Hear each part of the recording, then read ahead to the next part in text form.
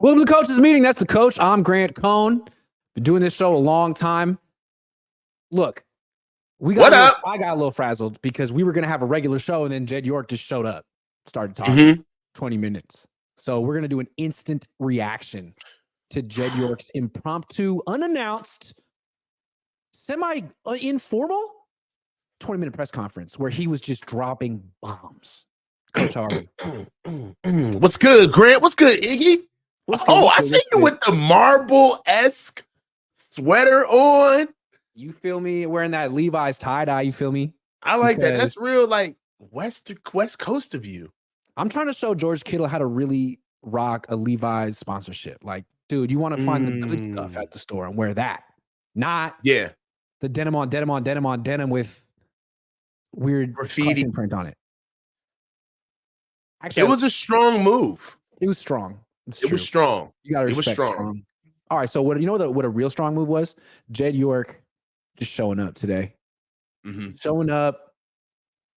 I mean, he teared up. He did it all. He laughed. He cried. What a performance. So we're gonna talk about this at length. Anyone, you guys have questions, we can get into it. But like one by one, what did you think of Jed York's demeanor in this press conference? He was feeling himself. He was confident. He was bombastic. He was jovial, talkative, lighthearted, engaging. He was almost kind of like professorial, like almost like a professor talking to students, gave out gambling advice, talked about his faux Super Bowl career, and talked about how it's harder to watch a game than to play in it. Because him and John know what it's like. There was a lot, bro. There was a lot. There was a lot. So, I mean, he broke news. Yeah, he broke news. Oh, he was in a great mood. Yo, exactly. Then we're not even talking about how he broke news with the comments about Brock when, apparently Kyle called this shot like Babe Ruth and told him explicitly that Brock was the best quarterback on the team. If you really want to touch on it, we can touch on it. What do you want? How do you want to do it, Grant? I mean, my question, like when he was out there, I'm standing right in front of him and I'm thinking, why is he talking today? Right. Why? He talked at the owners' meetings in March when they were talking, like in the off-season stuff. You've done such a good job of not talking all year, and you had like 2 weeks to go. And he comes out and talks before the Super Bowl, and the way he talks is basically like giving off the attitude like they already won, felt like to me. You know what I mean? Just talking about how they build their team and what a great group it is and why he loves Kyle and why it just came across like yet another example of this team patting itself on the back too soon. And we've talked about that culture, where it comes from. This guy, sorry, Jed, comes from you. Yeah. I mean, for me, there was just a lot of eye-opening things. One is Kyle tells you, or by week 1 of training camp of 2022, that Brock Purdy is the best quarterback on the roster. Now, this is after you've made Trey Lance the number 1 guy, and presumably this is the guy that you've been getting ready to be your starter for a year. So you get rid of Jimmy. You know what? And there's even forget Trey. You get rid of Jimmy, right? Jimmy's not even practicing. He's on a side field, okay?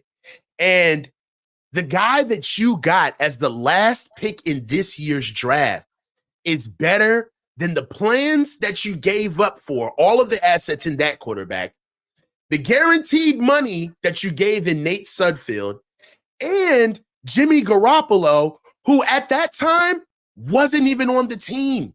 They were still trying to get rid of him because by week 1 of training camp was August 25th, where they played the Houston Texans. Yeah. Jimmy didn't sign with the team until August 29th, 4 days later.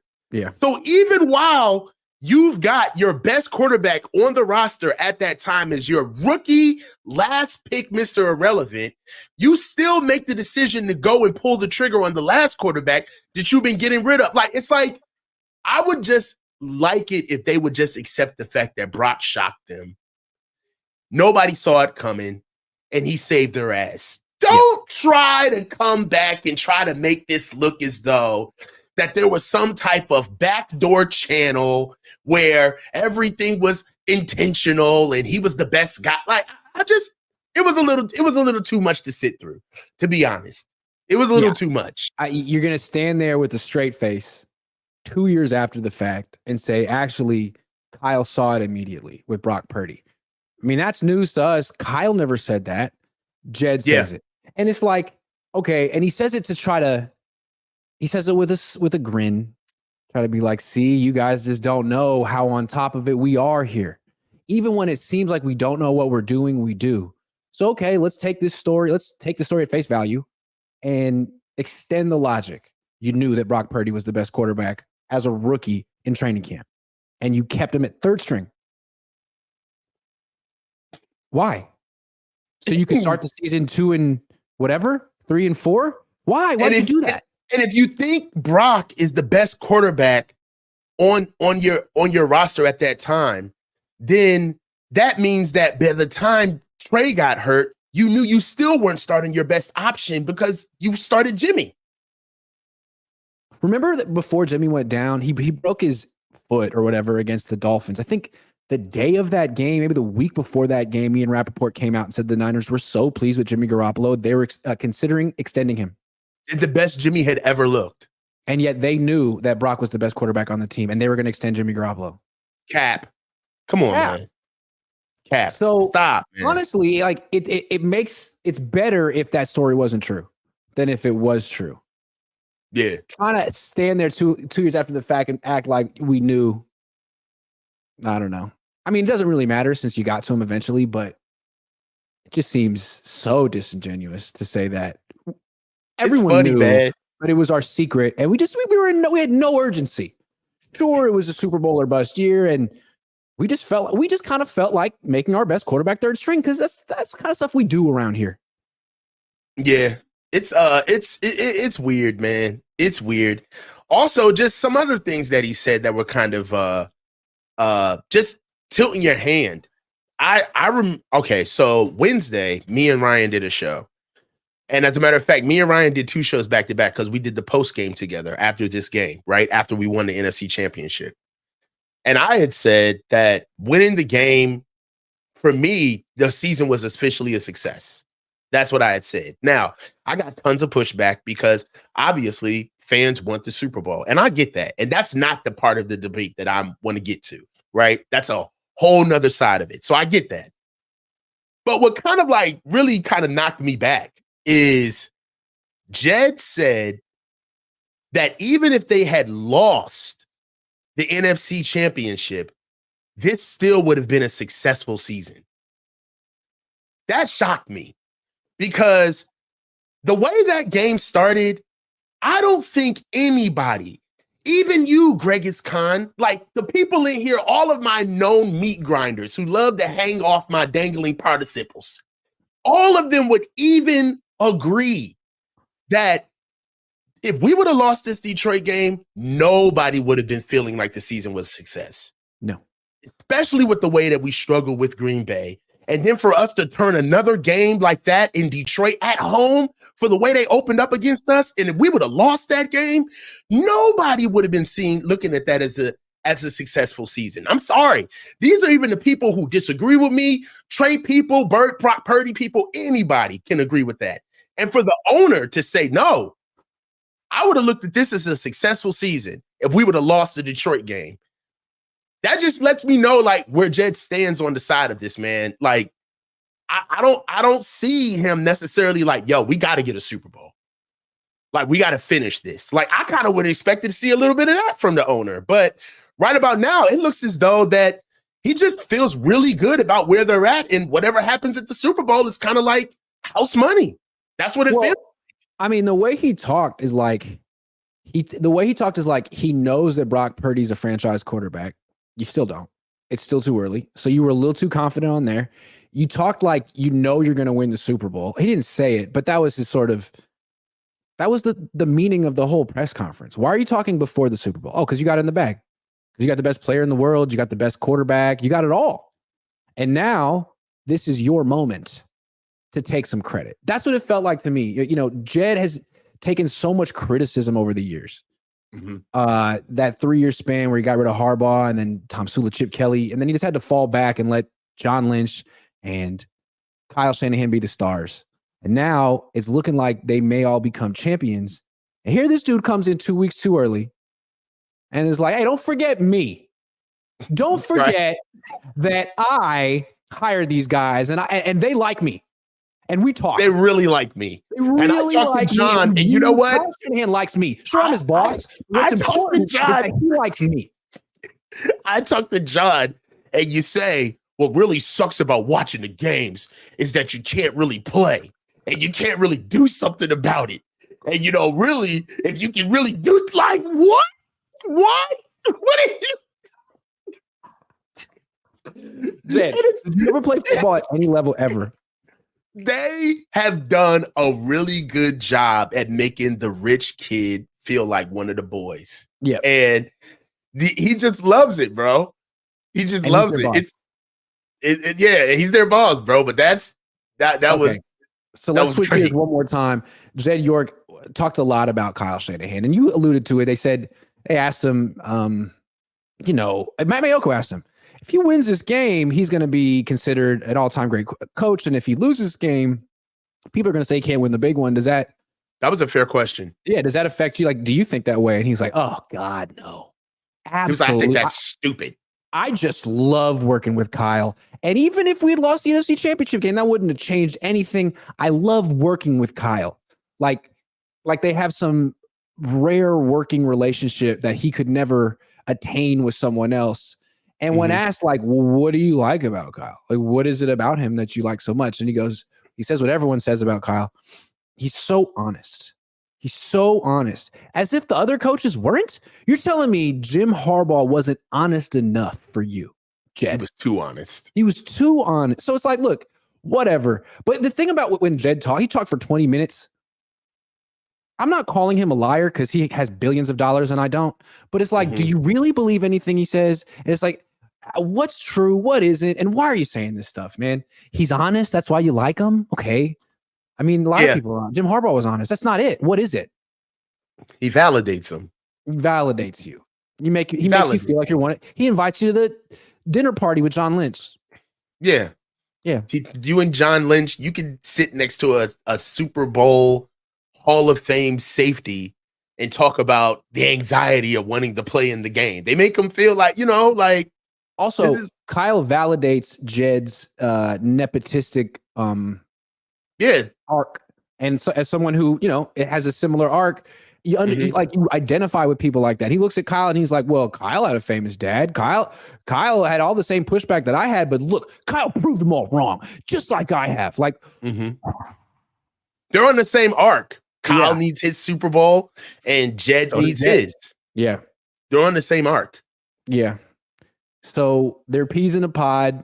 Kyle's done a great job of making Jed think he likes him, which who knows? Because Jim didn't really play that game.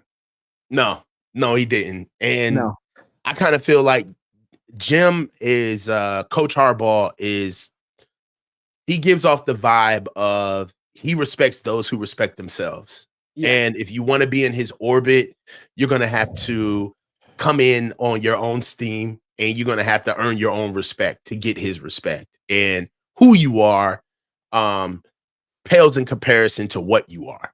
So, you know, I feel like, you know, Jed came in and he talked, he kind of had like he held court, you know what I'm saying? And he felt great. It was amazing, man. I mean, let's just recap. He starts by talking about the first question is how nervous was he during the NFC Championship? And he said, "Oh, I wasn't nervous. I wasn't nervous. My son was really having a tough time. He was crying. It was a traumatic experience." And so I explained to him, "Son, this is what pressure is all about. Yeah. This is what pressure is all about. And so now let's throw a football." And his son had been throwing a football all day, but then they played catch during the game when the Niners were losing, and it was the most meaningful moment of Jed's parenting. We didn't say that. And he started crying. He literally teared up in front of us thinking about playing catch with his son. That felt like a lot.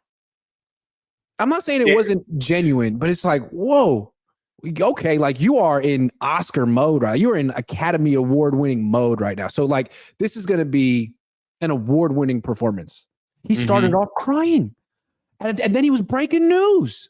Wow. Yeah. I don't know. I think win the Super Bowl first. It's not about you. We got to win, man.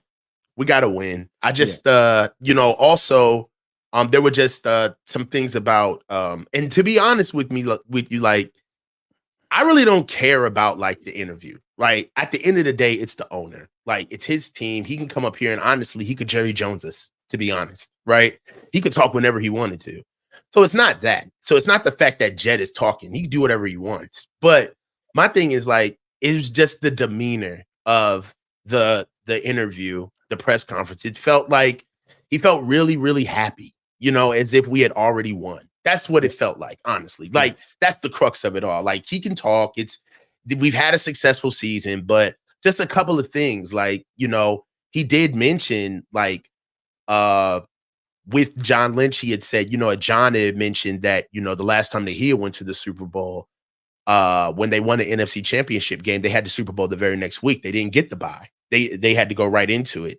And he had kind of alluded to, I thought when I had heard that, I thought he was going to start breaking into the rest, the time to prepare, the injuries that we're going to need to mend, Kyle having extra time to prepare for the Chiefs, us being the boys being able to actually get some alone time, some personal time.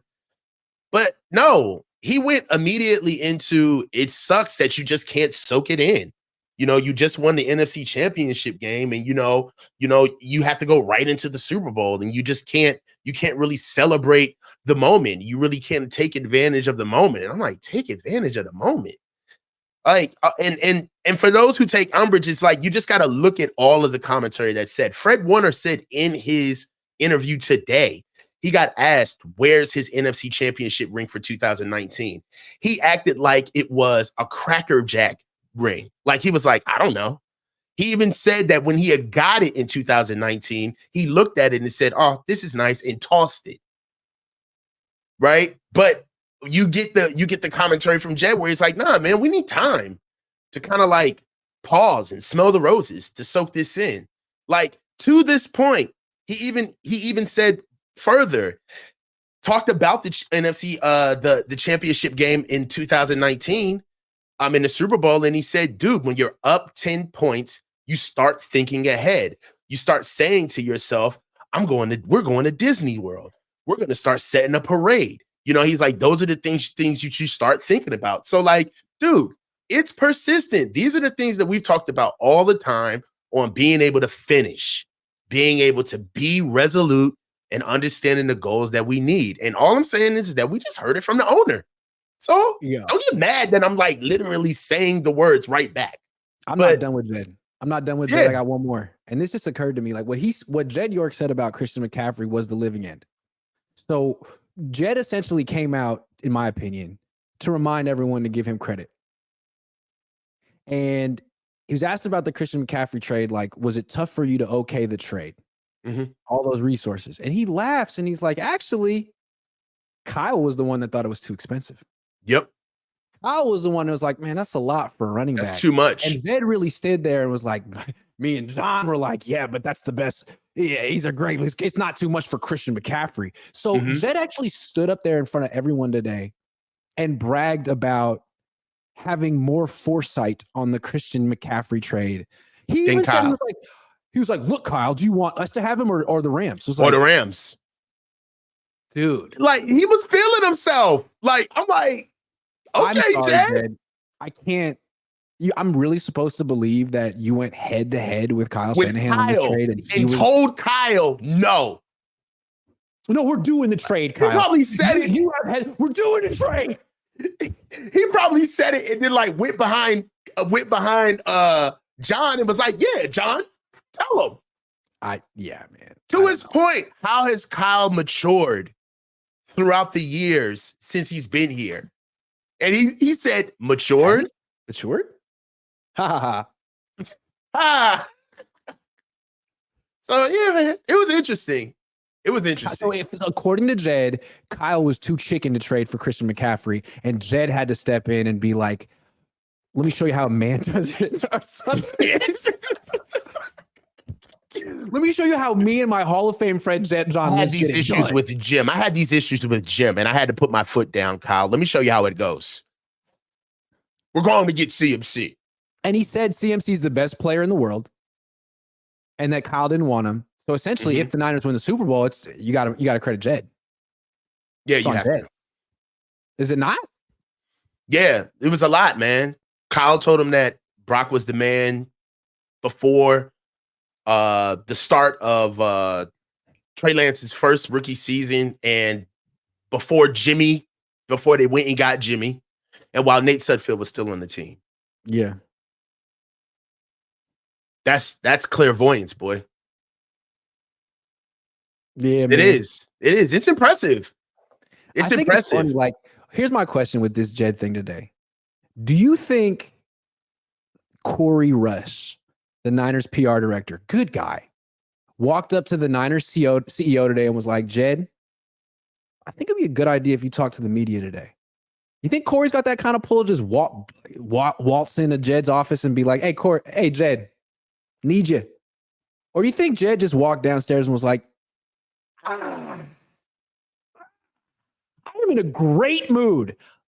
Let's talk. I want to talk. Yeah. How come no one asked me to? It's like, man, did anyone ask you to do this? Did you need to do this? Because it's now Jed York Day. What is this? February 1st, 2024 is Jed York Day.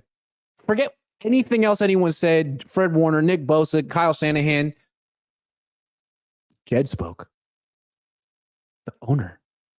For the first time since March. What did he say? Oh, he spoke for Kyle. Mm-hmm. That's amazing. It's amazing. Yeah, and you know what's this? I love Kyle so much. You know what's cute about this is that like Jed spoke, right? And to be honest, dude, like Jed's a billionaire. So like, and you can tell kind of like how when you talk about people who like people have a vested interest in, they almost you get the energy as if like you can't talk about him. He owns a football team. Who are you to critique and see the words that who do you think that's Jed York? Who are you? Yeah. Who do you think you are to talk about a guy that has money? That guy's rich. You need to just shut your mouth. This is what I do for a living. His moral compass is bathed in Bitcoin, diamonds, and golden bars. You need to shut your filthy mouth up, you commoner. Ask the Santa Clara mayor about. He had a question about that too. Yeah. I don't really know that story, but I know the Chronicle's been all over it. I think he like really, I don't even know, but he got a question about some local politics stuff and he was not prepared for it. He just stood there. He's like, could I get a football question? Like, what do you mean football question? You're not a coach. You're an owner. You can't talk business? Why?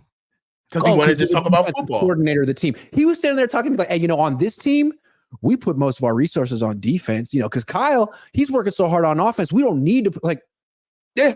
Instead, we don't spend high draft picks on them. We customarily don't super high. What's the difference between cover 3 and cover 4? Real quick. Jed, explain to us a wide 9 defensive front. I want to know.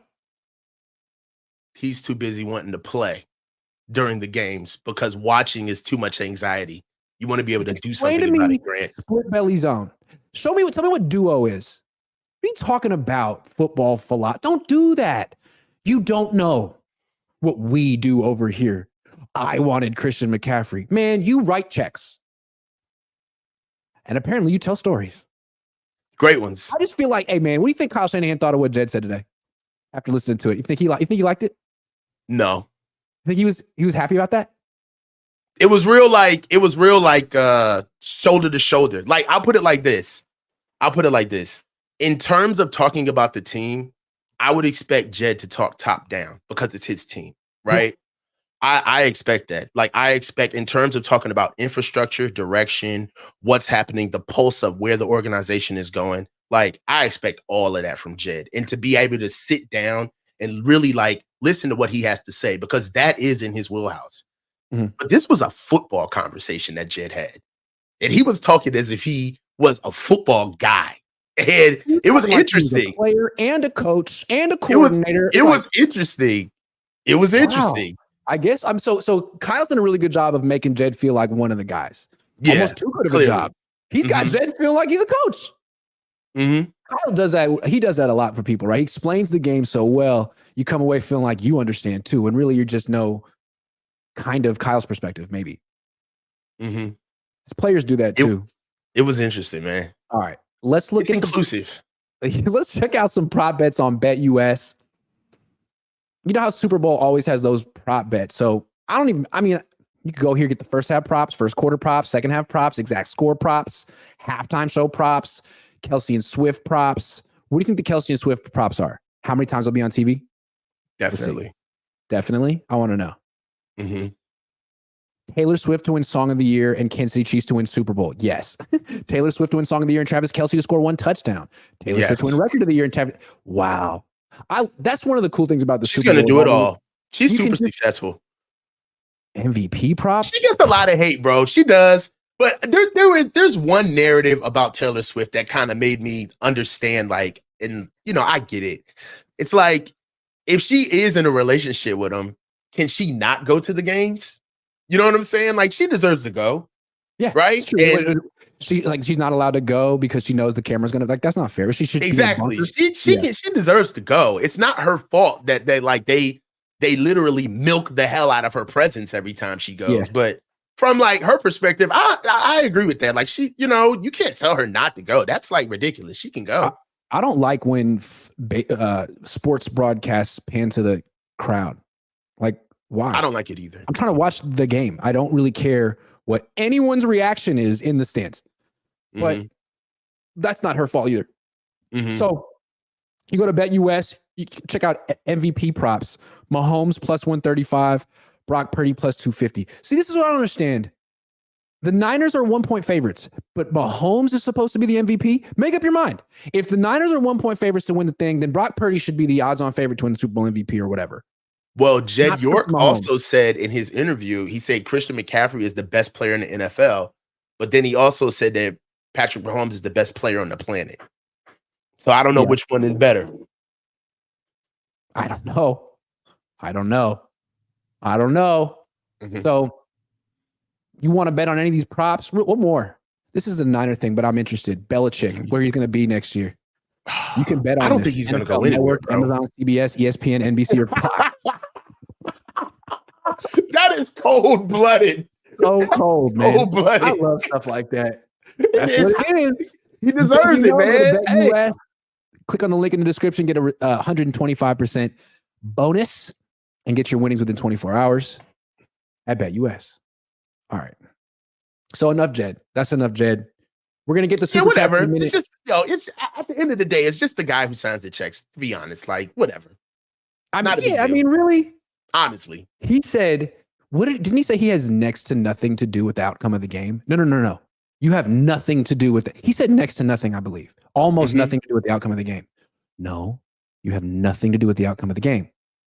You know who does? Fred Warner, who spoke today, defensive captain, and he fully acknowledged that the Niners' defensive effort has been subpar. I'm so glad he did that, man. Thank you. And what's interesting too is like someone asked him, Larry asked him, do you go up to people who aren't playing hard enough and say, reading the riot act essentially? And he's like, nah, I mean, if you go back and look at the film, there's plenty of plays where I wasn't playing hard enough. And who am I to say? It was like, what? Yeah, it was interesting, man. It was. Why is there a collective effort issue now for this team with so much on the line after so many weeks off? What? Well, all right. So I can go, I'm gonna show how responsible I can be right now because there are two ways I can go with this.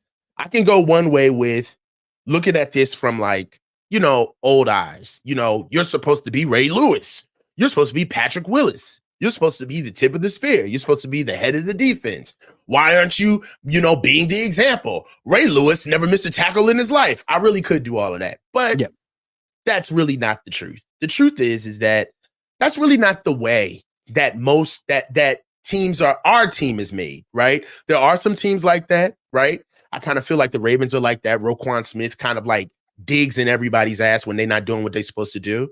But I feel like our team, especially our defense, pause. Yeah. Definitely. I heard it. Yeah. I tried to sneak past. I'm sorry. It was good. I was just like, pause.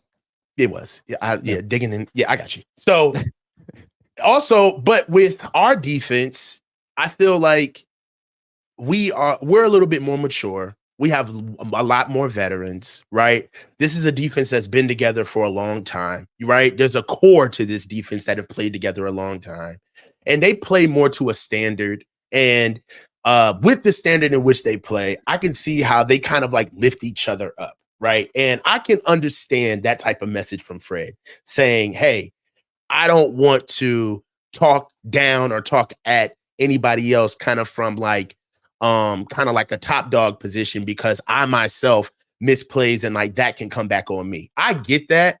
But they do have to find a way how to like rectify in the moment, because what him admitting that also does show that a lot of the stuff that we see when you opening games, man, I just feel like if there's a coaching point or a coaching flaw that needs to be made during a game, you're not going to see it literally in the first drive, right? It's not, you know what I mean? Like, it's not going to be that. It's good as time comes around, as scenarios keep coming up against themselves, then you'll see, all right, yeah, maybe we do need to put more people in the box.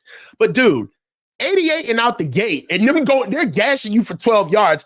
It's shit on top of shit. You just can't start picking what's bad. If everything looks bad, you're just bad. If you're not executing, if you don't have effort up front, that's not a coaching issue. If you're not filling your gaps or tackling or wrapping up with one man, waiting on an entire group, jogging on the field, you can't coach that up.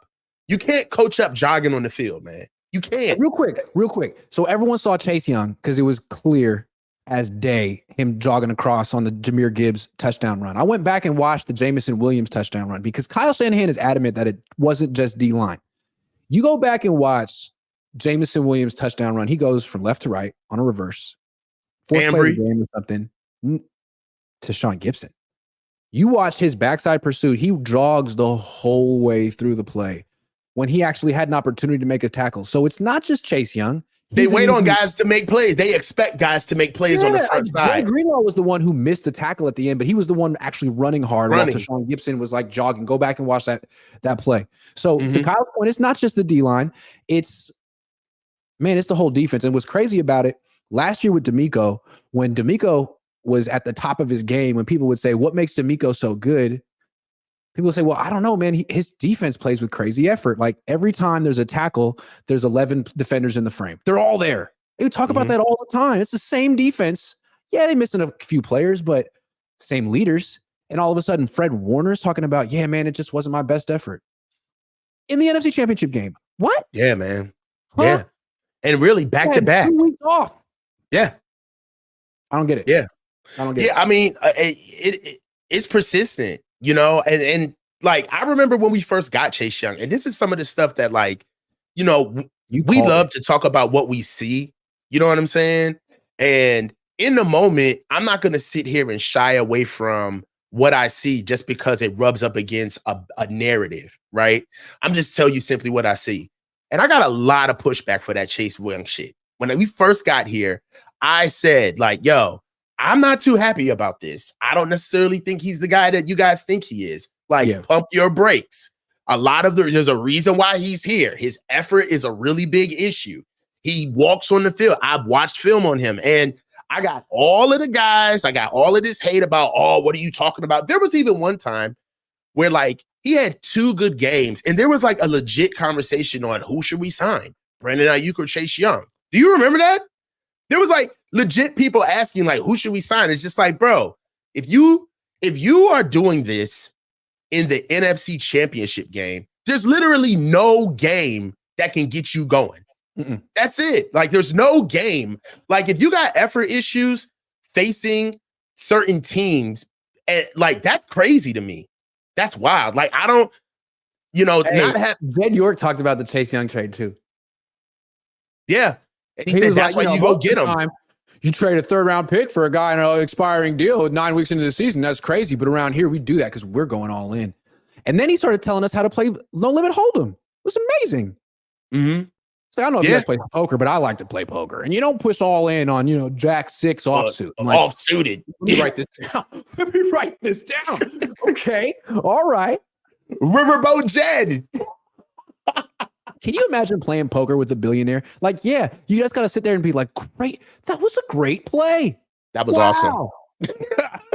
Keep him playing. Jed, you won. Jed won this hand. Jed won this hand. Right play there. You lost, but it was a bad beat. Yeah, man. I mean, it's funny, man, but that whole Chase Young situation is it's happening on the biggest stage. And like, if anybody's saying that they can't see with this kid, and like, yeah, the clip that went viral, all right, that's like one of the like egregious ones because he was actually near the ball. Dude, you should see the ones with the ball where he actually has to run to the ball. Those are even worse, man. Like, so Fred is right. The effort on defense has not been there. And teams that can get to the edge and teams like Isaiah that have guys like Isaiah Pacheco, like, we can't even say teams anymore. This is it. The Chiefs, right? Like, not teams, the Chiefs. The Chiefs got a running game. They don't have like a ranked running game, but they got enough to make us look bad, especially with a runner like Isaiah Pacheco. So we're going to have to see effort on this one. Well, the question here, though, is why? Like, this is a defense that's been together. They were known for, like, they're not a defense that's ever been about overwhelming you with scheme or tricking you. They don't do a lot. What they do is play really freaking hard with a lot of violence. All gas, no brakes. It's been the culture for 7 years. Mm-hmm. And I think without knowing, a person could wonder, is this Steve Wilks' fault? What do you think? Well, this is one thing that I'll say. He did everything their way. He came here, ditched his defense, ditched his whole skill set, and said, I'm going to learn it your way. Mm-hmm. He learned their defense, came in, implemented his own fronts with his own blitz packages, and to the chagrin of the defense, they were telling him like, yo, we don't like this. On top of the fact that we don't like this, we don't like you in the booth. Yeah. We need you to come down and get on the sidelines. On top of that, we really need you to change your name to D'Amico and shave your head. We need you to shave your head. Yeah, like right now. Like, so, like, he relented. He did everything that they wanted. Don't know what it is. Don't like your face. It makes me, I want to punch it. Like, what? Mm-hmm. I can't change my face. This is my face. Yeah. So, for me, he's done everything that they've asked, right? Came on the sideline, learned the defense, even when we were losing. I remember on the comments, the front end isn't matching the back end. That was a shot at Wilks. That was, you're not keeping us in the wide 9 and trying to win with 4. We don't like your blitz pressures. We don't like your sets. We don't like how you're scheming this up front.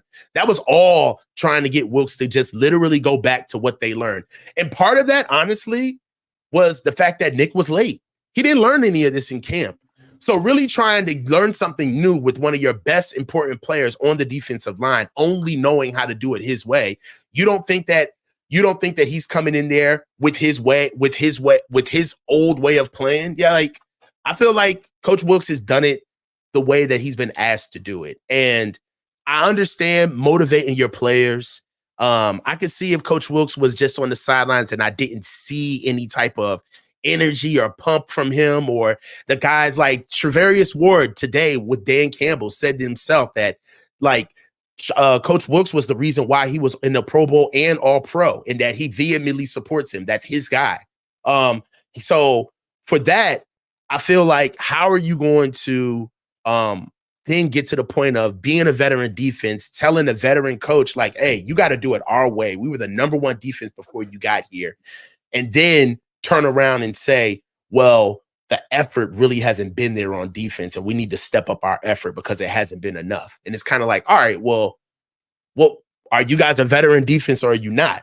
Right? Because right now you got a coach that you basically been gaslighting into doing everything your way to get the best out of you guys. So if he's doing everything that you guys need, the least you can do is go all out. Like, I can't tell you to play to the echo of the whistle, kid. You got to want to do that.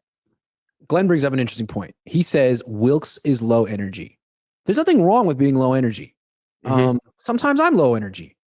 Kyle Shanahan is decidedly low energy, and he's an excellent coach. But I do think it's interesting having the top 2 coaches on the team both be low energy.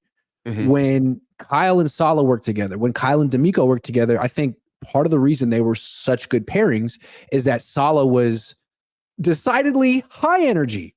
So much so that there was a person on the staff whose job it was to keep him off the field. DeMeco was the same way. And DeMeco used to talk about like energy vampires and energy. You can't have too many of those on your team. And DeMeco wasn't. I'm not saying that Steve Wilkes is, but maybe Kyle needs to have a little bit more self-awareness and understand that he needs someone to bring that, whatever you want to call it, energy, rah, juice, because he doesn't. And I don't know, Wilkes is very contemplative. I respect Wilkes a lot, but he may not be the counterpart, the whatever you want to call it, that Kyle needs from a motivational standpoint. I think, respectfully, I think that's bullshit. And the reason why is because you can look at Kyle, and Kyle isn't congratulatory. Kyle isn't rah-rah. And you can look at him in his playbook, and it could be described as he's intense. He's intently watching the game. He's looking at every last piece of the game, and that's why he's so stoic right now. He doesn't have the time to do it. But then you look at a guy like DeMeco or Robert Saleh, and, because they fit a certain mold, they got to be jumping around, high-fiving everybody and bumping everybody in the chest. Coach Wilkes shows a lot of emotion on the sidelines. And just because he's not the guy that you would expect running up and down the sidelines, being an old man, like, doesn't mean that he's low energy. Like, I seen when we gave up that 4th down call, Coach Wilkes, go back, check the film, look at Coach Wilkes on the sideline when we give up plays, or when guys are coming in celebrating with Coach Wilkes. He's not low energy at all. I just think that there's a certain avatar on how guys have to look in order for you to interpret whether their energy is high energy or not. Right. So I don't agree with that. Well, I mean, DeMeco and Robert Saleh were very intentional in the way they would display their energy. They would run onto the field and chest pump players. They're built. I mean, one is a linebacker, one's built like a linebacker. Like, they're very outward with their, I don't know. And like, I don't know, maybe this isn't the issue, but I just think it's interesting. Like, to me, I think of Steve Wilkes as more of like a teacher, and a damn good one. But if they're waiting for him to sort of like spark the team's like juice in a way that DeMeco and Saleh, I don't think that's necessarily his skill set. And he's been around. Like, he has a very defined skill set. He's very good at what he does. But if you're asking him to be Robert Saleh or DeMeco Ryans, I don't think he can. He's not that. That's not who he is. You should know that. Kyle isn't that. He isn't that. If that's what you wanted, you didn't find it. You found a very smart coach who wanted to be in the freaking booth, and maybe you should let him go back now. I think he sees the field a little bit better. Maybe he'd make adjustments quicker from the booth. I don't know. But I just think for you to, I think that every coach has their own like bedside manner, if you will. And if one thing is that, authenticity is an aroma. You can smell it on people. And if somebody's being fake, it comes across really badly. And the last thing you want is to lose your players if they think you fake. So how you express yourself in the heat of the moment, especially how you coach, it's important for not necessarily how it looks to your players, but for your players to understand like who you are as a person and to know what intensity looks like, what happens when I'm hyped. Like I've had coaches where because of who I understood who they were as a person, if they leaned over me and started clapping in my face, I got crazy hype because I knew that was the best. That was when I knew they were turned up. And all it had to be was their interpretation of letting me know that they were pleased with what I was doing at the moment. So it's not about how we see it, but it's how it's interpreted to the players as well. One final thought, and this just came to me. Glenn says in the Baltimore game, Wilkes sat in the bench and said nothing to his team in the third quarter. I didn't see that.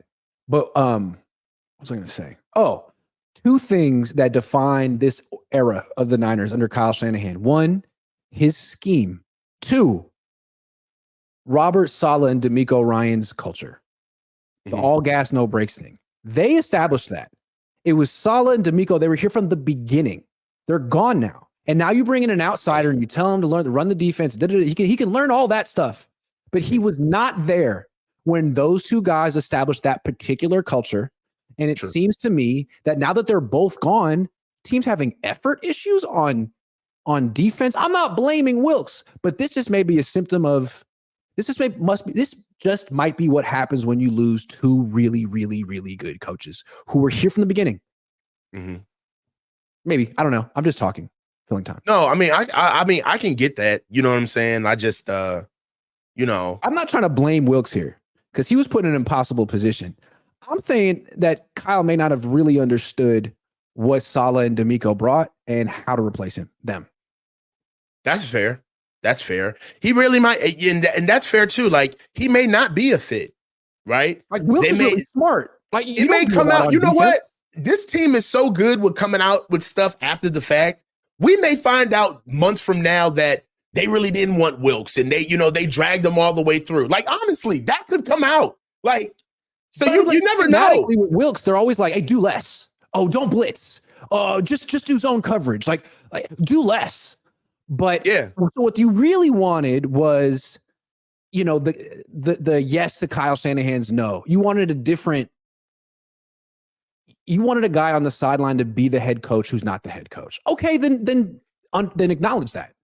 Acknowledge. Yeah. Oh, okay. So I said, okay, all right. I see what you're because I'm like, what the fuck is he pushing back for? I see what you're saying. Yeah. What you're basically saying is that Kyle has, through years, outsourced a certain element of his culture and his team to his defensive coordinators. Yes. Right. Yes. And Coach keeps it real, and D'Amico, he's a low energy vampire to a degree who really needs the D coordinator to be that Dan Campbell type, that Robert. Okay, I see that. I see what you're trying to say. And I'll tell you this. I think that is bullshit. Okay. And I'm going to tell you why. Okay. Because even with what Jed said today, I think that they all fuel off of everybody knowing where they stand. Right? You can have rah-rah. You really can. And that could be culture. But the facts is that it's Kyle's standard what makes guys practice hard and what makes guys come in shape because they know they will be out of here. It's Kyle is the one that will cut you, bench you, and get rid of you quick if you don't hold the standard of what he expects. Okay. They practice harder than everybody in the NFL. Real hard the last 10 minutes to sort of convince you of a theory as to why the effort is falling off at the most critical time. And you don't buy it. Fair enough. What do you think it is? It's got to be something, man. Okay. I It's think that it's not a fluke. No, but I also do think that these guys come in with a lot of confidence and they really do believe that they are the best team in the NFL. They just looked at Detroit and Green Bay and were like, well, I don't think it was that. They do that. Like Nick Bosa's even said, like, I mean, we're human. We know what we're facing. Like sometimes we.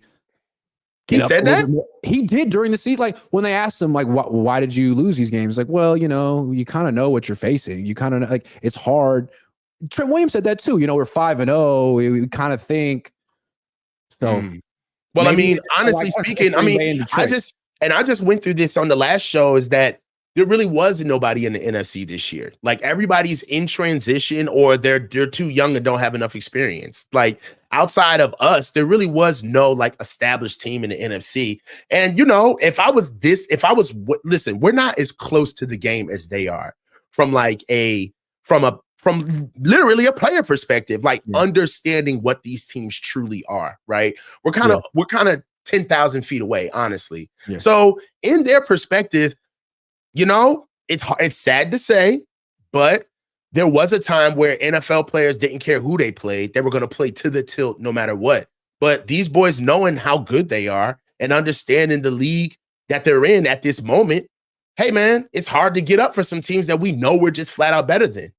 All I know they don't feel that way this week, but all I know is if you got Chase Young loafing on touchdown runs, Tashawn Gibson loafing on touchdown runs in the NFC Championship, Ambry Thomas the same way, does not reflect well on the D-line coach. Doesn't reflect well on Chris Kasarik. It doesn't reflect well on Steve Wilkes. It doesn't reflect well on Kyle Shanahan. So they got to figure it out. That can't happen in the Super Bowl. Like, it better be because they were playing down to the Lions. It can't happen in the Super Bowl because if it does, people will notice and talk about it forever, even if Jed York doesn't care. Well, it's the season is a success to Jed. He said even if we lost, I don't put stock in anything Jed York says. I'm sorry. Yeah, he says a lot of stuff. Yeah, and real quick, we'll come back to Jed real quick.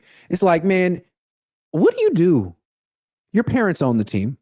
Mm-hmm. Kyle runs the team along with John Lynch. You're doing a press conference now, talking Kyle Shanahan into making, like, man, you don't really. It's like he came in. The group project is almost done, and he just wants to sign his name. It's like, hey, man, I was here. You're not even really the owner of the team. Your parents own the team and gave it to you. It was like a birthday present. That's, I guess, what billionaires do. Here's a football team. Great. Fine, but we all know it's not your team. It's their team. Jed should start the historic wing of the Niners. I mean, if he had a production crew, he could like get crazy footage because he has a front row seat to everything. He's in all of the conversations. He knows the motive of everything. He could really do, like, if there's a documentary on this season, Jed should narrate. Jed should be the voiceover. All right, we're going to get all the super chats now. It's been the whole, we'll get to them real quick. I see a lot of people not super chatting it, but asking me about my forehead. So let me tell you, I know I look like Pizza Face Magoo these days. I'm sorry.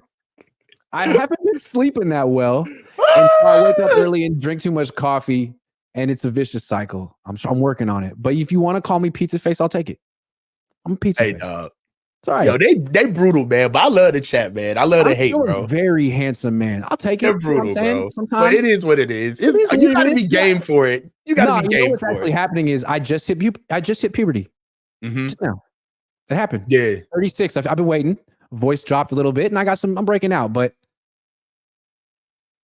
Hey, you know why?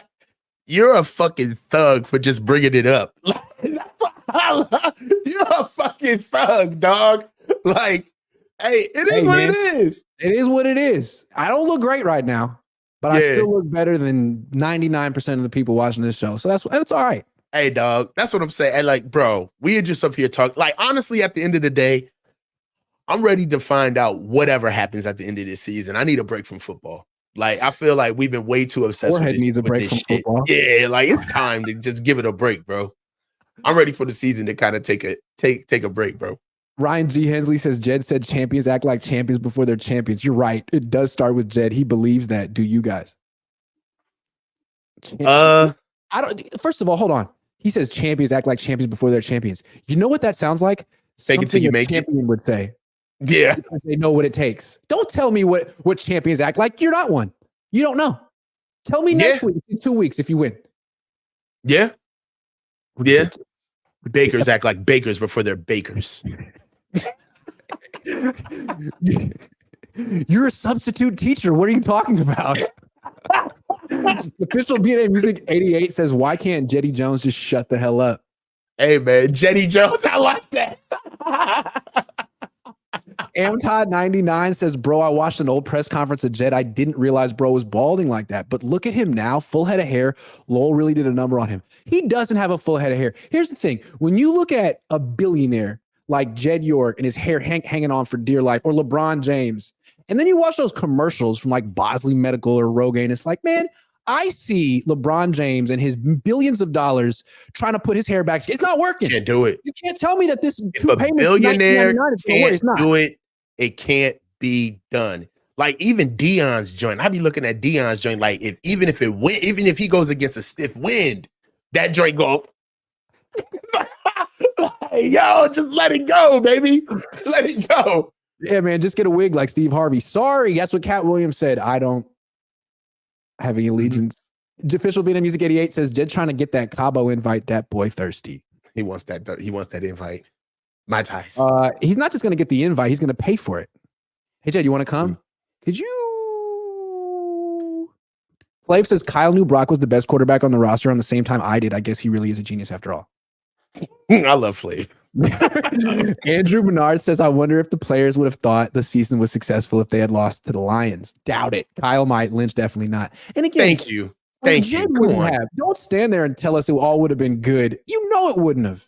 Come on, bro. Like you can't. Like I understand that we're gonna give you leeway because it's your team. So talk your talk. Do your thing. But don't start saying this. Don't talk in my face. You thought the season would have been a success if we had lost. But the way that game started, everybody would have been gutted. Come on, man. Stop. Ryan G. Hensley Show says Flav tweeted out, I miss you, Jimmy, in October. That's petty. Did he really? I like it though. I'm sure fake ass. Oh, he thinks going back. That Ryan has to have me on his show because he thinks he's smarter than he really is. And I do miss Jimmy. Yo, hey, Flav gonna get you. You better watch out, bro. Ryan just texted me, Bakers act like bakers before they're bakers.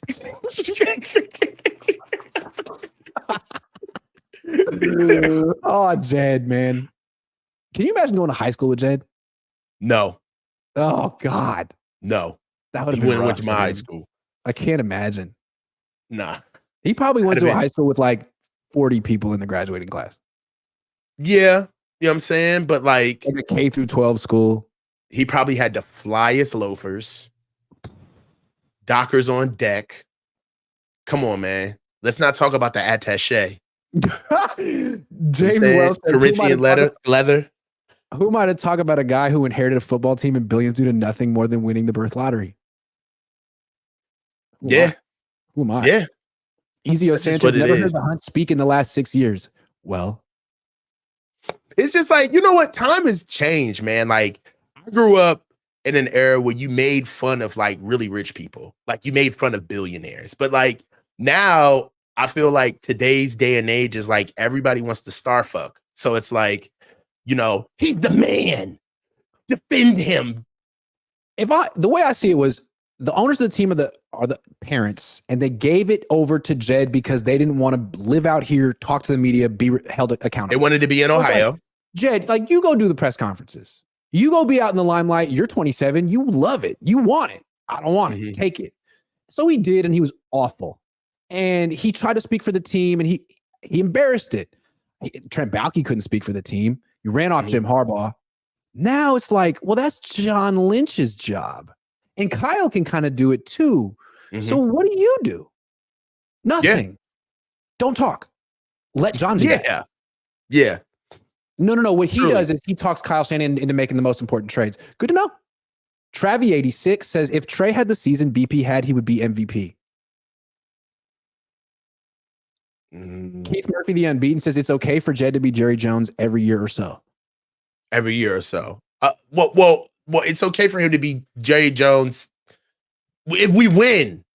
But Jerry hasn't won in 30 years. Doesn't everyone make fun of Jerry when he talks? Like, what are you talking about, Jerry? Why is it all about you?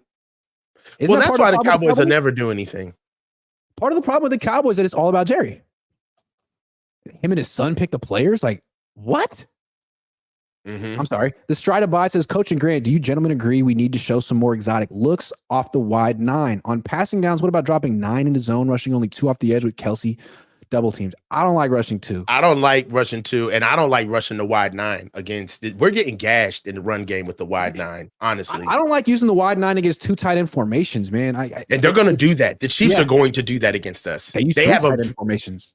Yes, they have a very good tight end. They have a very good tight end package, and It's going to be really, really imperative that our safety play and our linebacking play does a really good job in filling those holes and those gaps and holding the edge. That's the thing. In the wide nine, it works if you hold the edge, if you push everything back inside. But there's no point in being stretched that thin to a 9 tech, and then you're going to give up the edge at the 9. You're already past the numbers once you start moving the point. Like, I'm telling you, they better figure out what they're going to do with this wide 9, especially against the Chiefs, because they're going to run 2 tight end sets, even sometimes 3 tight end sets against us, Grant. Jack's Fat Boy says, let Young Walk get Joey Bosa. Joey Bosa hasn't been great the last couple of years. No. How's Nick doing? Good with the media. Flav says, Jed finally got 2 people that are respected in the NFL and know what they're doing. Kyle and John are such geniuses that they made Jed believe he actually has a say in decisions. That was Harbaugh's mistake. Like, he just bulldozed He couldn't let him feel like he was a part. That was like what you do with your little brother. Like, hey, you want to come play with us? Yeah, you can come play video games. No, you can't pick up the controllers. Mm-hmm. But why don't you tell me what to do? Tell me what to do, man. Help me out. What should I do next? Look at John and Jim's dad. Look at their father, and you tell me if that's the type of man that could sit back and let somebody think that they are somebody who they're not. They're not. The Harbaughs are old-fashioned steak and potatoes. They're going to tell you how it is, and they're not going to be that savvy. The Shanahans are like Machiavelli. I mean, they're all about scheming. Jim isn't. He's straight ahead. He's a football coach. He's not playing games. The Shanahans play games. They are very, very shrewd. They play a lot of games. They play games. Yeah. Mm-hmm. And Jed is wrapped around their little finger. Mm-hmm. It's really, really kind of cute. Flav He's a product. Would bet a lot. John said to Kyle, okay, when I come back with Jed, act worried about the price of CMC. If he thinks it's his idea, he'll be all for it. Flav, I don't even disagree with you, man. I don't even disagree with you. That's probably true. He doesn't know he's being socially engineered, bro. That's what that came across as. Like, it did. He's being socially engineered, bro. Multi-billionaire and everyone's boss. He's the golden goose. You tell him what he needs to hear. Invite him to dinner. Hero Winchester says, Grant, Kyle, you said we Jed need hater, leave Jed alone. Right, John? What? Yeah, Kyle. Listen to Jed. We need him. I don't know, Jed, but you're the boss. Antonio says, all the Purdy debate is getting old. There's a lot more interesting stories other than him. I agree. Keith Murphy, Wilkes may not be the counterpart, but we in the ship. Come on, Grant. It's true. Mm-hmm. Leah says, what do you all think about Chris Kasarik being the D coordinator? He doesn't want it. He doesn't want it. So he shouldn't be it.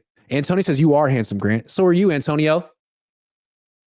Quite a handsome man. Ethan M. There aren't any Purdy haters, but there are doubters. National media would begrudgingly say, oh, he's good, but not many are giving the deserved respect. Okay, Ethan, what is the deserved respect? Yeah, I need you said it perfectly. What is the deserved respect? I need to know. Brock deserves to be exactly where he is right now. Mm-hmm. I feel like people trying to quantify what I feel, and let's be fair, what does suck is when he does do very well, people they like petty fog the glaring success that he had, and they get right to the criticism. And that seems heavy-handed and disingenuous. And it's true. Like the praise is not nearly as loud as the criticism. It's the truth. That's fact. I totally disagree. How? Because there's so many people who do the opposite. It's just 50-50. There's a lot of people who think Brock Purdy's great. And how many people say Brock Purdy doesn't get enough credit? About 50% of them. Then the other half say actually gets too much credit. I mean, it's like the same thing of the people who say LeBron James is the greatest basketball player of all time. And people be like, no, it's Michael Jordan. Okay. And you know what tips the scales for me in that debate is that if they weren't doing what they needed to do, we wouldn't even be having debate in the first place. Exactly. So you can say what you want about Brock. Exactly. But Brock got his shot and he hasn't let go. It's his fucking spot. So that's what I'm saying. Like and there's a conversation about him. Of course. And there's a conversation about him, of course. And there's two sides to it. But the fact that he's the number one conversation in football says it all. He's the guy. And when you're the guy in a sport, there's going to be a lot of people who say he's not as good as everyone says he is. You're going to get the hits. You're going to get haters. True. Player. He's way better than people say he is. Like, that's the stuff. That's the nature of the beast. Yeah. And Brock should feel happy that he's here. It's heady stuff for everyone in the world to have an opinion of you. Everyone.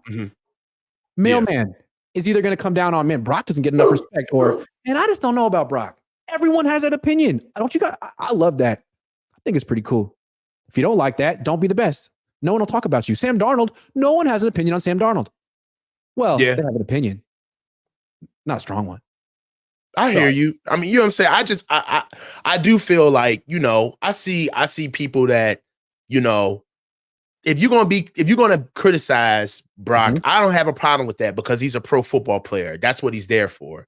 But it does get disingenuous when you got guys like Ryan Clark, where you're going to come out and say, I literally had to lie and fake like Brock was as good as Mahomes or whatever. And then when Brock has a good game, like, not even like address what you said the day before, but come right back and just go straight into, but he looks so good. And it's just like, okay, what does that mean for the comment that you said the day before, though? So there's Ryan Clark. There's who else is Cam Newton? Cam Newton. 3. Nick Wright. 3. Right. So I mean, there's people out there that you can name. I can name 3 guys: David Lombardi, Emmanuel Acho. Like it's even on both sides. That's what I say.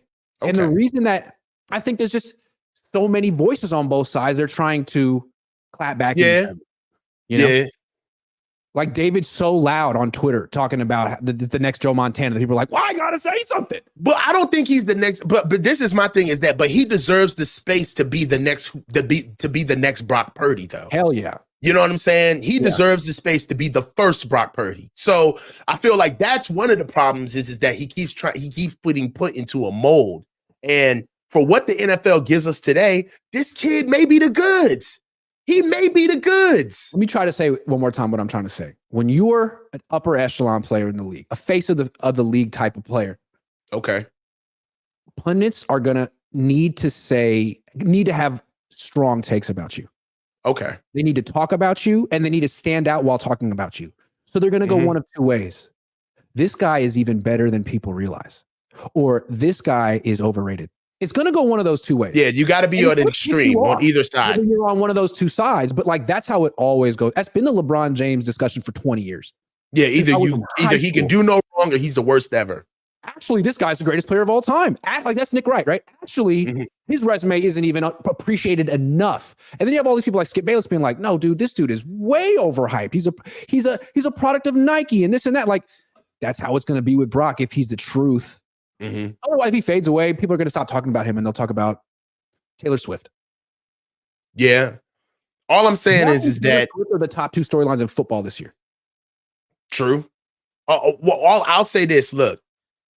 It's the same way once you get a quarterback that's locked in for the country and they see how the kid has success and how he has that success, it's really not, it's going to be up to the 49ers to keep weapons and to keep Brock with a team so Brock can still be successful. Like, I really don't believe it's like old school NFL where once he gets paid, he's thrown to the wolves and he just got to make it happen. Now, I don't think that's going to happen to Brock. Brock is always going to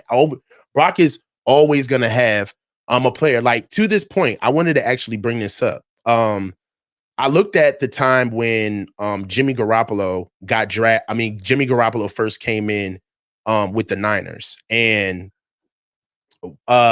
when he came back to the Niners, Kyle had put out a quote talking about like how we felt about Jimmy when he came back, when they had signed him in 2022. And this is what Kyle said. He goes, "You got to make tough decisions in this business. The more you learn about the salary cap, the more you learn about how to keep a hold of your players. I thought Jimmy played great during that Super Bowl year, but I also know how good a team we had. They were young, and it gets harder and harder to keep these guys going forward. we realized how hard it would be to keep Debo and sign guys like Fred and like Kittle. We know we're going to end up paying Nick a lot of money down the line. Hello? Hello? Oh yeah, I'm sorry. I paid Nick a lot of money down the line. So you look at all that stuff and getting a guy on a rookie quarterback deal was a big part of that. And I love that we're giving a good team to Trey so he doesn't have to do all of that on his own. This is what I've always liked my team to be constructed like, just like I don't believe Jimmy had to. You try to build a team where it's not just about the quarterback. I think that Kyle he always wants it to be this way. Brock is never going to be on his own because that's not the way Kyle wants his team built. So he's enough, bro. And he's here. I feel like they're locking in for him to be here.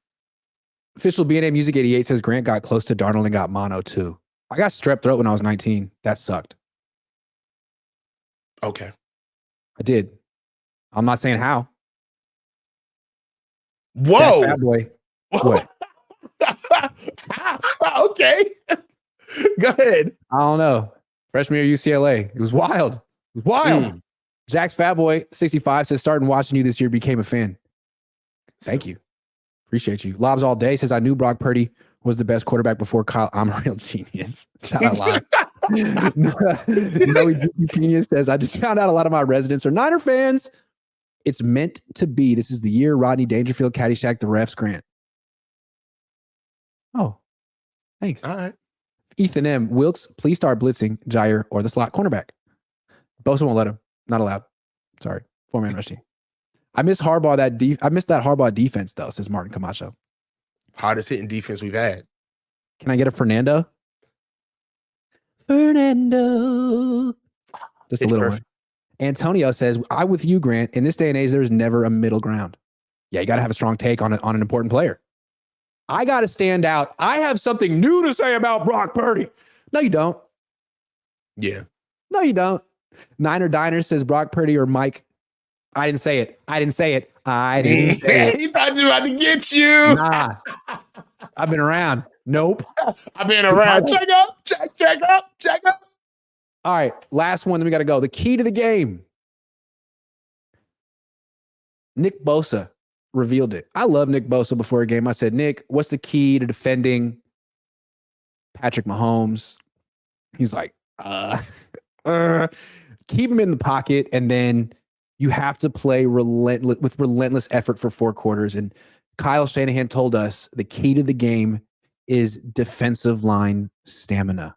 And I don't know for sure, but I'm guessing when Kyle said this to the team, he was staring right at Chase Young. Defensive line stamina is the key to the game. What does that mean to you?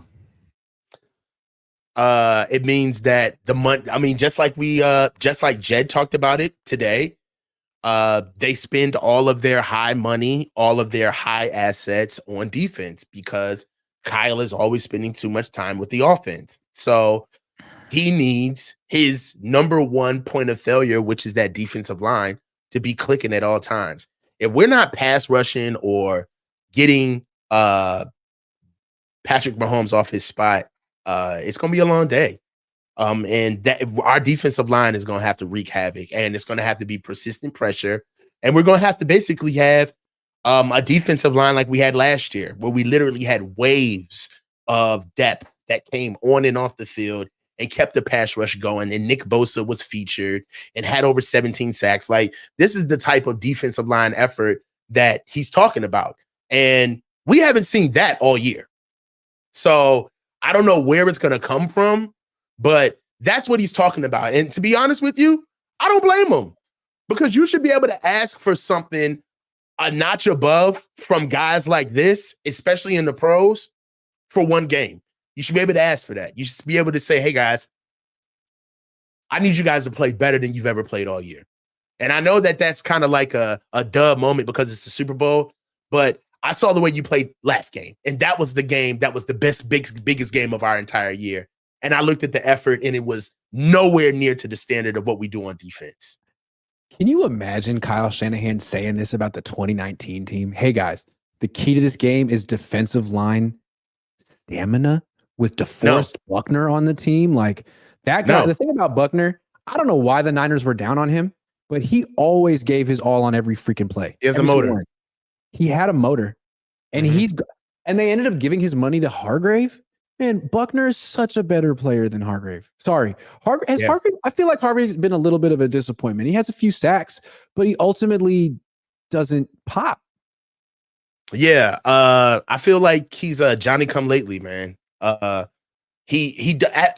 of fact, I honestly see him flash a lot in pressure more than he actually does get home. A lot of guys are eating off of his pressure. But one thing I will say to you is that he leaves much to be desired in the run game. That's where I worry about with him. He just gets moved.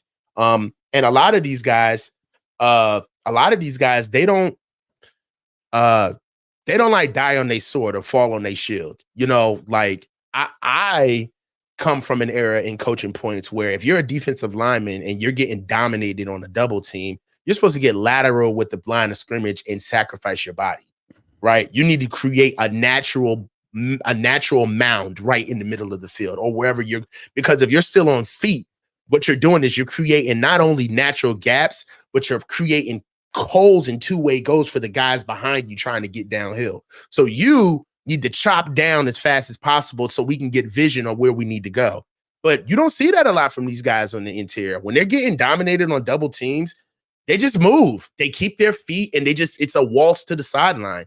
And I don't understand if that's a coaching point or not, but it's something that's persistent.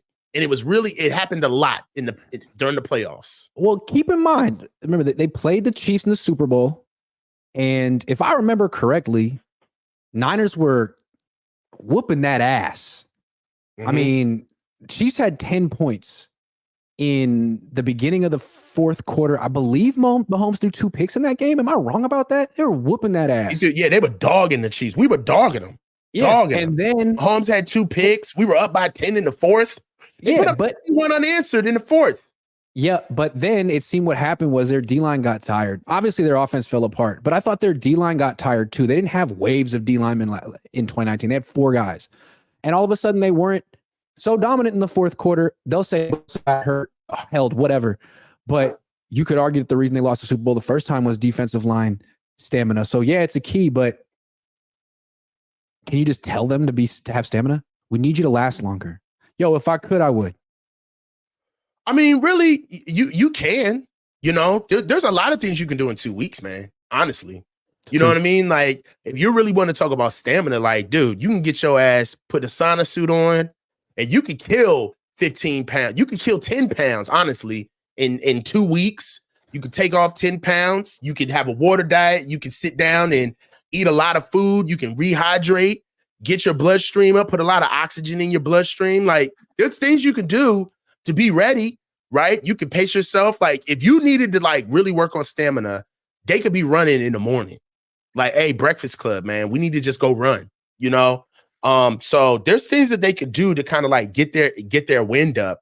But it's happened 2 weeks in a row. And you know, I'm glad that we won. You want to see your team win. But what I did see is by the second drive of that Green Bay game, we were gassed. Everybody had their hands on their hips, man. The defense was noticeably tired in that Green Bay game.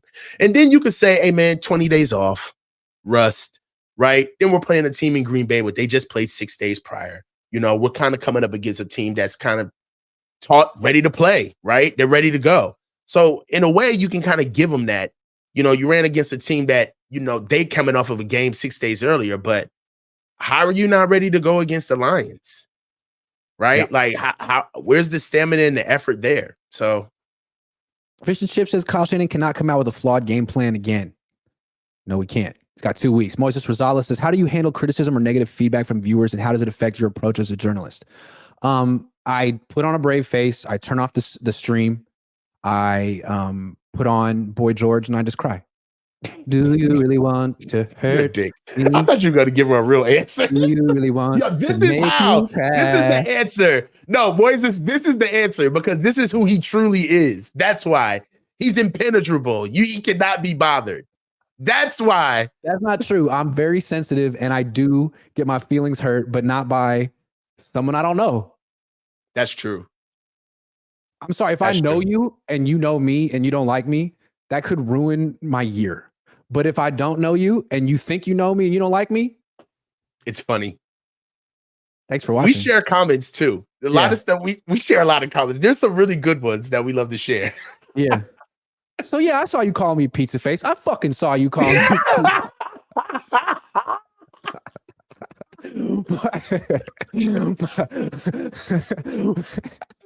Mark Camacho says Depot should have been the one who was that anchor in the middle. He was all gas, straight, no break, every play. He was our Chris Jones. I don't understand why the Niners didn't see that. I will never never get understood that. I will never get that. And they kind of didn't have to answer for it because they're good. But Tualor says Grant, Niners beat teams NFC blue end up win Super Bowl. Oh, wait a second. Grant, Niners beat teams NFC blue. Oh, okay. I got this. So I put out a short. It was made by BetUS. They put it on my channel. I put it on my channel forum. Every time the Niners have won a Super Bowl, they beat a team in the NFC Championship game that had blue in their logo. Ooh. So we found another. Dun, dun, dun. Exactly. And when they lost the Super Bowl the two times, they played the Chiefs, Packers in the NFC Championship and the Rams, Falcons in the NFC Championship. Falcons in 2012. Oh, Packers in 2019. So, but okay. So if this is a new one, what do we do when we dispel the old ones? Because the old one got killed with the Ravens. I don't know. Gregory Perez, do you believe that both Brock haters and super fans have been intellectually dishonest in their arguments? And what irritates y'all both about both sides of the discussion? Big fan of the show, even when Grant gets too wild with it. When does that happen? Yeah, I mean, everyone's dying to have a hot take and a strong take on Brock Purdy when he's still, a year and a half into his career. It's a little early, but everyone has to know what he is. So I think it's a little intellectually dishonest, yes. You can't just say, hey, I need to see a little bit more before I make a really strong take about who I know he is. Can't say that. What? Yeah. You know what frustrates me, excuse me, about the Brock Purdy debate is that there are people who genuinely care about like the success of Brock Purdy and like they're really genuine fans. And then you can see there are people with like platforms who you can genuinely don't care about Brock Purdy. They just care about the fanfare, the actual like engagement, and they're going to do whatever they can to keep it going. It's real sleazy. I heard people saying they think the Chiefs are going to win the Super Bowl because the NFL wants this Taylor Swift story. Mm-hmm. I feel like Brock Purdy's out Taylor Swifting Taylor Swift in the NFL. Like Brock Purdy is the resident Taylor Swift in the league. I mean, it's good for the league. He's squeaky clean. He looks 13 years old. He appeals to everyone. Yeah, he looks like a youth pastor. Yes. Like Brock, Brock translates, he crosses over across all metrics. He's clean cut. And then I feel like one of the things about Brock that kind of everybody can get behind is he seems very grounded. Yeah. So absolutely. It's not like he got handed the starting job and a bunch of money and went on a date with Kiara Mia or made it rain. Yeah, but the first time I see Brock in the chain, I'm like, he's gone to the dark side. He's gone. It's over. It's over. I can't wait until Brock gets his first like controversy. What's it going to be? I'm not saying in trouble, but like the first thing Brock does and people are like, oh, what? Is he ever going to do that? Nah, I don't see it. How could he say that? How could he wear that? If he's lucky, I mean, if he's smart, he'll just keep the circle he has now. I don't see it. I just feel like he's a little Russell Wilson. When Russell Wilson was young, everyone was like, man, this guy's so positive. No. I like Brock way more than I like Russell Wilson as a person. Okay. Not as a player, as a person. Okay. As a person, Russell Wilson was so cringe. I'm new here thing only lasts so long. And eventually you're going to be 27 with $300 million in the bank. And it's like, who are you really? I don't think like Brock gives off that friend. Brock gives off that friend that like like is like saved. You know what I'm saying? Like, you know what I'm saying? Like Brock gives off that vibe where like he's the friend that like you don't curse around him, where you put the J away when Brock comes around. It's like you put the J away, Brock is coming What? around. I don't know what you're talking about. Sorry. Oh, okay. I've never heard of that. Okay, that's fine. Letter. You know what I'm saying? But like I don't like Russell Wilson was contrived to me. I didn't really like buy his brand. He seemed real fake when I first saw like kind of like started seeing. Hold on. I want to make a point though. Brock comes across like he has no ego. Super humble. And like he'll talk to No. I wouldn't say that he does.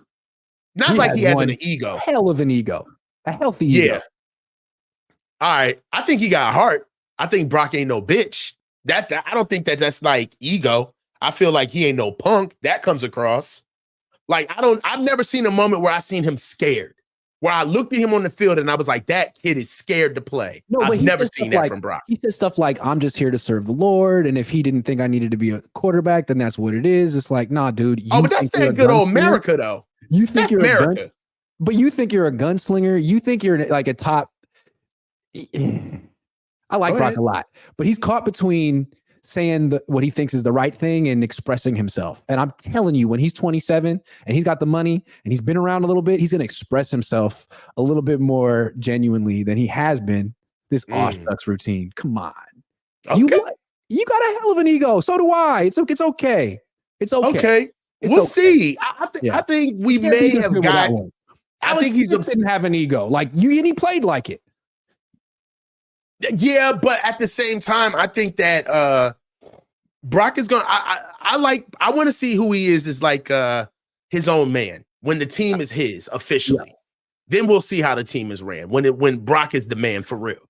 When you don't have George coming up to you telling you how to be a leader. Hey, just be calm.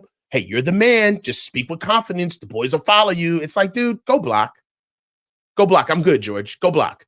I remember this way when Kaepernick took over the team. He was an instant success. Players liked him. He was popular. Then he got paid a lot. Then Harbaugh left. Then the team changed a little bit. All of a sudden, he was different. He wasn't the same leader. He wasn't looked at the same way. Like circumstances change. How do you respond? Are you saying that in a way, Colin had like his Harbaugh muscles? Like he was like emboldened by Jim being there. And then once Jim left. I'll never forget. Tom Sula's first year training camp, he just decides to verbally undress Quentin Patton on the field in front of everyone. Yeah. I don't know what it was. He ran the wrong route, something. And he screams at him in front of everyone, stops the practice. And Quentin Patton stands there, like takes it. And it's like, wait a second. Like, have you earned that? Do your teammates respect you enough to let you on that level? Like, you've never done this before. Is this you being a new type of leader that Harbaugh's gone and it felt forced and it didn't work? I just wondered, like, and it was like, okay, now you're a little bit older and now you have to take this leap because of the money and because the coach is gone. Like, can you do it? Is it authentic? No. What happens when Brock's in that situation? Maybe he'll never be in that situation. Maybe he and Kyle will be working together for 20 years like Brady and Belichick, but be interesting to see. His frontal lobe hasn't even finished. He's a glorified teenager. He's a glorified teenager. I'm interested in seeing what their relationship is like down the line.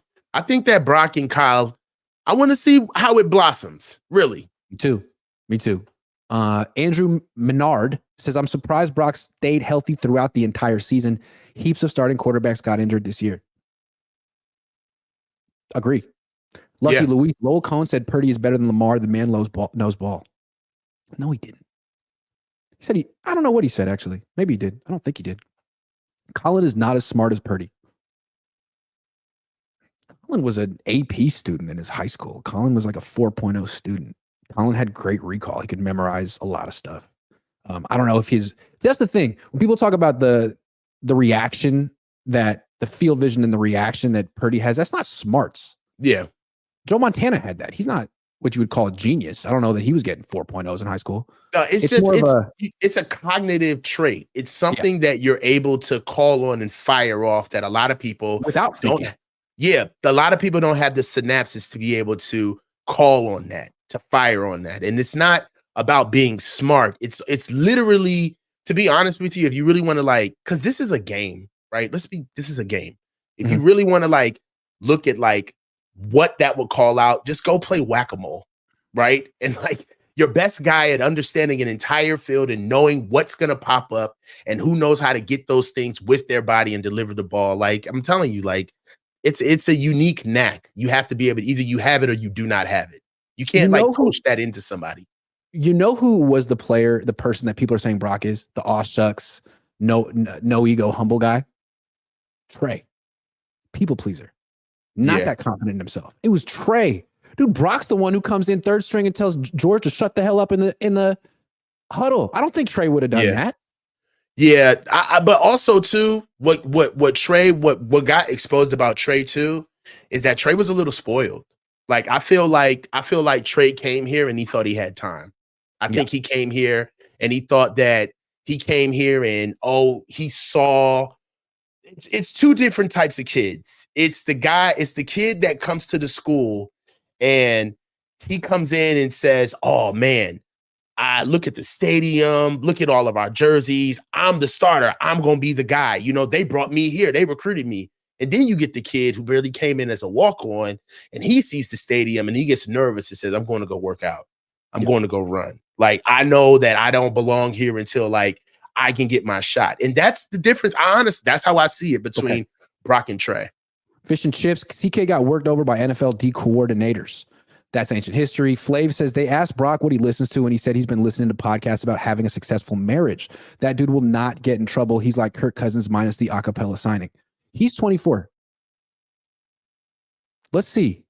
Everyone takes an L eventually. Let's see what happens. I'm telling you, Grant. This kid's he's one of them Jesus kind of country God and family, man. I don't get it. I don't see it from Brock. Trey is too. Trey is too. No. You've seen the videos. Don't make me bring them up. You never seen you. I don't see Brock having those videos. Afford to make it rain. I don't. Trey and Brock are not the same. I can't let you do that, huh? Brock can make it rain with IOUs. Yeah, he can make it rain with IOUs for now, but I don't see. Nah, they're not the same kid. They're not, man. Trey was a good kid, but he's not Brock. Super wholesome, down to earth dude until he got $100 million and started dating Kiara Mia. Everyone was like, I guess we don't know a guy. Because that's what they say about money, right? It doesn't change you. It reveals who you are.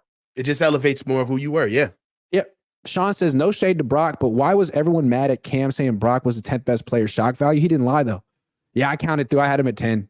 Yeah. You could argue maybe 8, but there's definitely 7 better players. He's like fringe top 10. Keith Murphy, listen to how Brock's teammates speak him versus Russ speak of him. He may say something political or religious that may come across controversial. I know that Russell Wilson's teammates didn't like him, and Marshawn Lynch felt like he didn't give his number out to his teammates. Like no one could contact him. Yeah, Brock comes across like Tebow. Called him from a block number. He does have a little bit of that Tebow. Although Tebow is like preaching to you. Brock isn't really preaching. I don't think. Yeah. Tebow had a little bit of that David Carr in him. A little bit of that Carson Wentz. You know what I mean? Like, if I could convert everyone and win this game, that would be a win.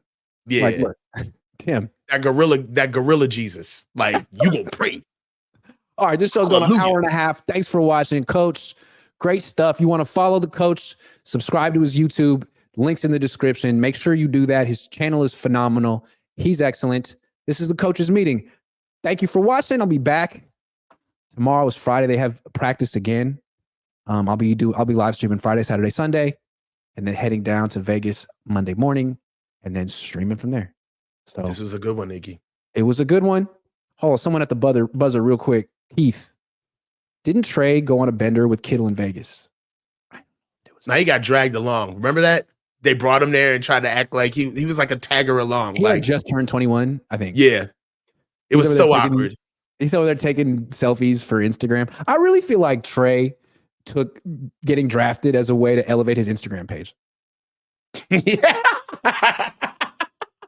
It's got a crazy social media footprint. I got a jersey on now. Hey. Sorry. Locker room. Blink. See you guys.